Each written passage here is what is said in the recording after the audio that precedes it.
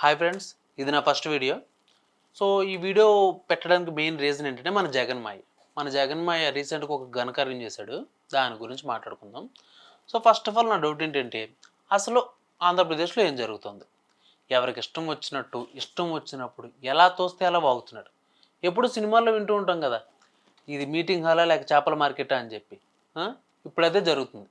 చూస్తుంటే రాబోయే రోజుల్లో చేపల మార్కెట్లానే మారిపోతుందేమో అనిపిస్తుంది. ఎందుకంటే ఒక మనిషి ఏదో ఒకసారి అనుకోకుండా నోరు జారడం, మాట తడబడడం మామూలు విషయమే. కానీ అదే పని పదే పదే జరిగితే ఏమంటారు? ఉం? ఈ విషయంలో మిగతా వారందరిది ఒక దారి అయితే జగన్ గారిది మాత్రం ఒక దారి. ఆ? అసలు ఇలాంటి ఆలోచనలు ఈయనకే వస్తాయా లేక పక్కన ఎవడైనా ఇస్తాడా అనే అనుమానాలు కూడా నాకున్నాయి. 2019 ఎన్నికల్లో ప్రచారం నుండి జగన్ నోటికి ఎంత వస్తే అంత ఎలా పడితే అలా వాగ్దానాలు ఇచ్చుకుని అధికారంలోకి రాగానే మా వల్ల కాలేదు, తగినంత బలం మా దగ్గర లేదు, ఇలాంటి ఇరిటేషన్ ఇచ్చే పదాలు చెప్తే నాకు మెంటలు వచ్చేసింది. ఎందుకు ఇచ్చినట్టు, ఎందుకు మాట తప్పినట్టు, మళ్ళీ అదొక పాట. ఈ ఇచ్చిన మాట తప్పిత ఓటు వేయొద్దని చెప్పిన మగాడే జగన్. అందుకే వేయలేదు. మరి నువ్వేదో క్యాజువల్గా చెప్పినా అది సీరియస్గా తీసుకున్నారు. మరి ఇంకేం చేస్తాం? మళ్ళీ అవే వాగ్దానాలు అధికారంలోకి రాగానే సింపుల్గా మా వల్ల కాలేదు, తగినంత బలం మా దగ్గర లేదంటే ఏంటి, 22 ఎంపీలు ఉండి ఇదిగో ఇలాంటి మాటలని చెప్పేసి ప్రజల్లో తనుకున్న నమ్మకాన్ని సగం చంపేశాడు.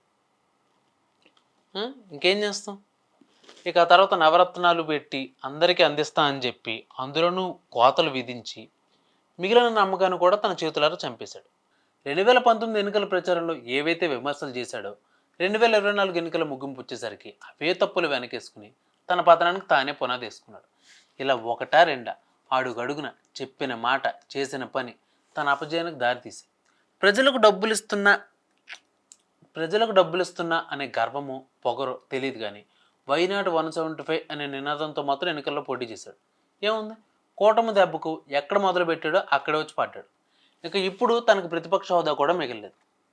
ఓకే, ఇక్కడి వరకు ఓకే, పోటీ చేసాం ఓడిపోయి అంతవరకు ఓకే. కానీ ఇంతకంటే జగన్ దిగజారడు అనుకున్న ప్రతిసారి నన్ను మాత్రం, ఎస్పెషల్లీ నన్ను మాత్రం బాగా డిసప్పాయింట్ చేస్తున్నాడు. ఎందుకంటే నువ్వే 2019లో నీ దగ్గరున్న వాళ్ళలో కొందరిని లాక్కుంటే ప్రతిపక్ష హోదా కూడా నీకు మిగలదు అని సవాళ్ళు విసిరిన నువ్వే, అంటే జగన్ గారు, ఇప్పుడు నాకు ప్రతిపక్ష హోదా కావాలి అని అడుక్కునే స్థాయికి పడిపోయావు. ఎలా పడిపోయావన్నా? అసలు నీ గురించి ఏదైనా పోస్ట్ పెడితే నాకు దాదాపు రోజుకు 100 నుంచి 200 మంది మెసేజ్లు చేస్తారు. నీకు మామూలుగా ఉండదురా, మా జగన్మయ్య గురించి నీకు తెలియదు, మీ పవన్ కళ్యాణ్ వేస్ట్, మీ చంద్రబాబు వేస్ట్ అని చెప్పి. చంద్రబాబు పవన్ కళ్యాణ్ అని కాదు, అసలు ఎంచుకున్న నాయకుడు ఏం చేస్తున్నాడు అనే దాని మీద నేను పోస్ట్ పెడతాను. దాన్ని పట్టించుకోడు ఎవడు. ఎంతసేపు మా మాయ గొప్ప, పులివెందుల పులి. ఎందుకు? ఓకే, పొగిడారు, అయిపోయింది, ఓడిపోయారు, ఓటమి గెలుపనే సహజం, పట్టించుకోవద్దు. కానీ ఇలాంటి ఆలోచనలు ఏం చెప్పాలో తెలియదు అని అసలు. ఈ ఆలోచన నీకు వచ్చిందేనా లేక పక్కన ఎవడైనా నీకు ఆలోచనలు ఇస్తున్నాడా ఒకసారి ఆలోచించుకో. నిన్ను నమ్ముకుని ఉన్న కార్యకర్తలు, అభిమానులు తలదించుకునే పరిస్థితికి తెచ్చేసావు. ఓటమిని ధైర్యంగా ఎదుర్కొని మళ్ళీ వస్తాం, గెలిచి చూపిస్తాం అనే మాట మాట్లాడకుండా అసెంబ్లీకి రాకుండా చిన్నపిల్లడు స్కూల్ మానేసినట్లు అసెంబ్లీ మానేస్తే ఎలా? కాస్త నాయకుళ్ళ ఆలోచించు. అసలు ఎక్కిన దగ్గర నుంచి అసలు ఏం చెప్పాలన్నా స్క్రిప్ట్, చివరికి నువ్వు ఓడిపోయావు, గెలిచిన వాళ్ళకి శుభాకాంక్షలు చెప్పాలి కూడా స్క్రిప్టే చూస్తే ఇంకా అందులో ఏముందన్నా? ఇప్పుడు మళ్ళీ నాకు ప్రతిపక్ష హోదా కావాలి అంట. అన్నావుగా వై నాట్ 175 అని చెప్పి. ఇప్పుడు అని మరి అనడానికి ఏం లేదు, వచ్చిన దాన్ని తీసుకుని దాంట్లో ఏం చేయాలో ఆలోచించు.